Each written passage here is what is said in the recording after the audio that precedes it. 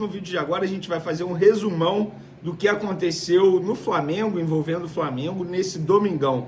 E já adianto para vocês, teve jogador retornando ao Flamengo, estava servindo a sua seleção e está retornando ao Flamengo com um problema físico. Pois é, seleção novamente atrapalhando a vida do Flamengo. Eu vou dar um spoilerzinho para vocês. Esse jogador é da seleção uruguaia, tá? Spoilerzinho para vocês. 2 jogadores estão sendo devolvidos ao Flamengo, na verdade. Já já a gente vai comentar esse assunto. Pulgar falou sobre a sua recuperação. Será que ele vai voltar ainda esse mês? Tem a agenda do Flamengo para essa semana, como que será o período de treinamento do Flamengo nessa semana. Tem mais o quê? Seleção brasileira. Será que Samuel Lino vai ser titular? Vou dar mais um spoiler. Ancelotti vai fazer mudança em todos os setores da equipe. Será que Samuel Lino será titular lá na altitude da Bolívia? E tem também assunto Bruno Henrique. Eu estou vendo muita gente falando muita besteira envolvendo esse assunto. Data FIFA, vamos começar falando de seleção brasileira, porque Ancelotti no treino de hoje, nesse domingão, o penúltimo antes do duelo com Bolívia na terça, indicou que fará mudanças em todos os setores em treino fechado, tá? Por exemplo, 3 jogadores devem começar a partida. Fabrício Bruno, zagueirão, que hoje é do Cruzeiro, já passou pelo Flamengo. Alexandro, zagueiro, que inclusive passou pela categoria de base do Flamengo. E Lucas Paquetá, outro jogador que cria das categorias de base do Flamengo. Esses 3 treinaram entre os titulares. No ataque também deve ter mudança. Fica a expectativa para Samuel Lino, jogador do Flamengo, ser titular. Sobre Lucas Paquetá, a gente fala muito do Luiz Henrique contra o Chile, mas Lucas Paquetá entrou muito bem e eu acho que em breve ele vai se tornar titular dessa seleção brasileira. Fica aí as informações para vocês sobre a seleção, mas agora falaremos de Flamengo, porque hoje a Flamengo TV divulgou um vídeo de uma entrevista com Eric Pulgar, reforçando a informação que a gente trouxe no último vídeo, que ele vai fazer uma tomografia nessa semana para saber como está o processo de recuperação no local da lesão, que foi no quinto metatarso. Se tiver 100% local, ele já inicia a etapa final para poder voltar, e aí demora cerca de 15 a 21 dias. Mas o Pulgar falou: já me sinto super bem, sem dor, fazendo mais trabalhos e carregando mais peso.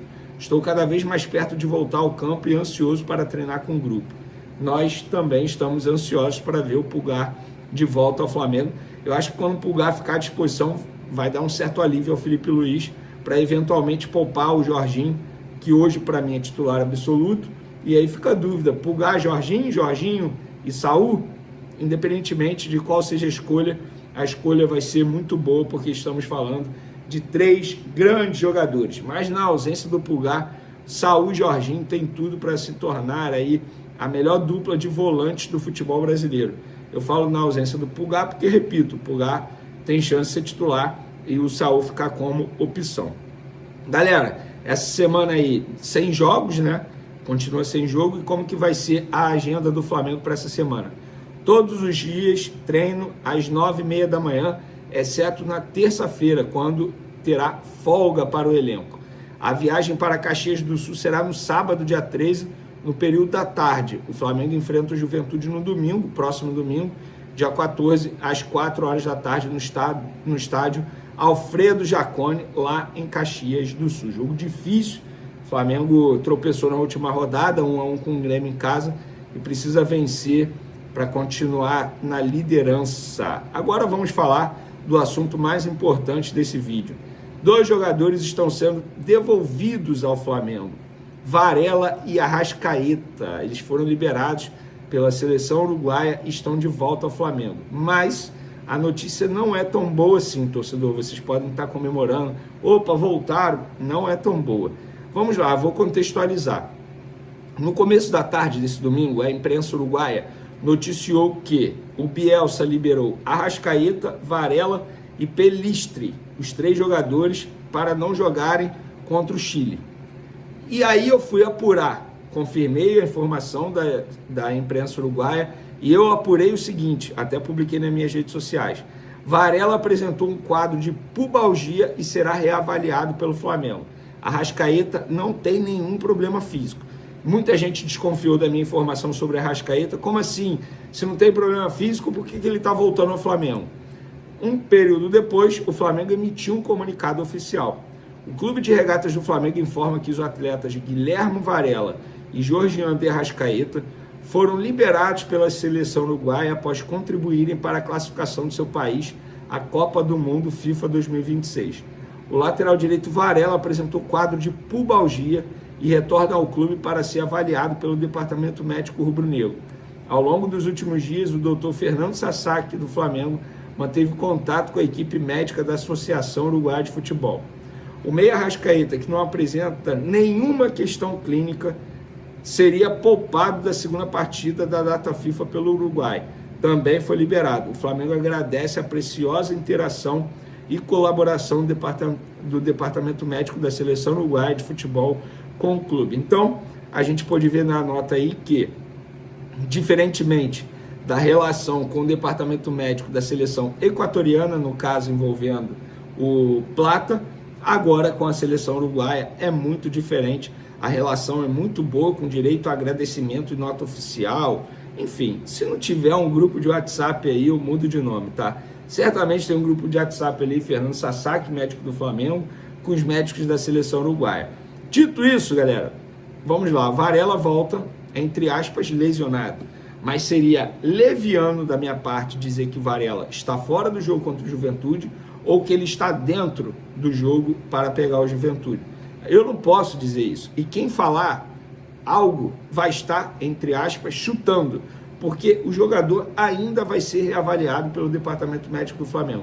Embora haja uma interação muito bacana entre as duas equipes médicas, mas o Fernando Sasaki, que é o médico responsável pelo Flamengo, ele precisa avaliar o jogador, realizar exames no jogador. Estamos falando de um quadro de pubalgia. Eu nunca fui jogador de futebol, mas infelizmente já tive um problema no pubis e posso falar para vocês, é complicado demais. E vocês podem conversar com qualquer jogador ou com qualquer ex-jogador que eles vão falar. Se não for a pior lesão, é uma das piores lesões que um jogador pode ter. E é algo que incomoda muito, chato de ser tratado / curado. Se eu tivesse que arriscar um dinheiro, diria: Guilherme Varela está fora do jogo contra o Juventude, porque o Flamengo vai pensar, obviamente, no jogo seguinte, que é o da Libertadores. Mas, eu repito, eu estaria, entre aspas, chutando, arriscando algo e eu posso errar. Então, torcedor, calma. Não dá para dizer que o Varela está fora, mas também não dá para dizer que o Varela está dentro desse jogo. Para finalizar nosso vídeo, galera, sobre Bruno Henrique, a quantidade de besteira que eu estou lendo nas redes sociais sobre o assunto punição do Bruno Henrique é absurdo. As pessoas estão comparando o caso do Bruno Henrique com o caso dos jogadores que foram punidos no ano passado. Gente, não tem como comparar. É a mesma coisa que comparar banana com maçã. Não dá, não dá. São fatos totalmente diferentes. Primeiro, jogadores que foram punidos no ano passado, alguns banidos, outros 2 anos, outro 1 ano, eles confessaram que participaram de um crime, de uma organização criminosa, digamos assim. O Bruno Henrique não confessou, o Bruno Henrique teve o apoio do Flamengo. Nos outros casos, muito pelo contrário, por exemplo, os jogadores do Vila Nova, o próprio Vila Nova fez a denúncia contra os jogadores na ocasião.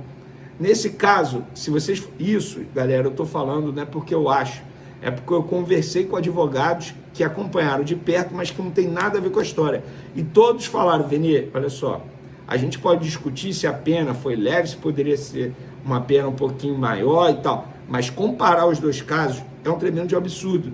Porque no caso do Bruno Henrique tem apenas indícios, não há prova cabal contra o jogador. Então, você pode reclamar, mas é a justiça, é lei. A gente pode debater se a lei tem que mudar, enfim, isso a gente pode discutir. Agora, dizer que o Bruno Henrique deveria ser punido igual os jogadores do ano passado foram punidos, gente, não precisa ser um advogado. É só você estudar, ouvir, conversar, ler sobre o assunto. Se vocês fizerem isso, aí eu vou aceitar a opinião de vocês. Mas eu vejo muita gente dando muito pitaco, muita opinião, sem entender nada, sem buscar nenhum conhecimento sobre o assunto. Então, para mim, não tem como comparar os casos do ano passado com o caso do Bruno Henrique. E agora, é só uma opinião. Acho errado o Flamengo ir em rede social ficar defendendo o jogador. Porque o jogador, querendo ou não, ele está prejudicando o Flamengo. Ele vai ficar 12 jogos suspenso. 12 jogos suspenso. Será que o Flamengo vai parar de pagá-lo ou vai pagar de uma maneira proporcional durante esse período da suspensão? Porque tem isso também. Eu acho legítimo o Flamengo disponibilizar um advogado para defender o jogador. Acho legítimo o Flamengo dizer que não se sentiu prejudicado com o cartão amarelo do Bruno Henrique. Não acho legítimo ir numa rede social e dizer: estamos com você, estamos junto, Bruno Henrique. Acho que aí já é um pouco demais. Mas é apenas a minha opinião e eu quero saber a opinião de vocês também. O atacante argentino Tate Castellano segue como alvo do Flamengo para a próxima temporada. De acordo com o portal italiano De Laziali, o rubro-negro deve retomar as investidas em janeiro de 2026, acreditando ter maiores chances de sucesso. A diretoria entende que a Lazio poderá flexibilizar a postura irredutível da última janela. No entanto, o Flamengo não está sozinho na disputa pelo atacante argentino de 26 anos. A publicação ressalta que o West Ham, da Inglaterra, também demonstrou interesse em contratar Castellanos. Atualmente, o jogador possui contrato válido com a Lazio até junho de 2028.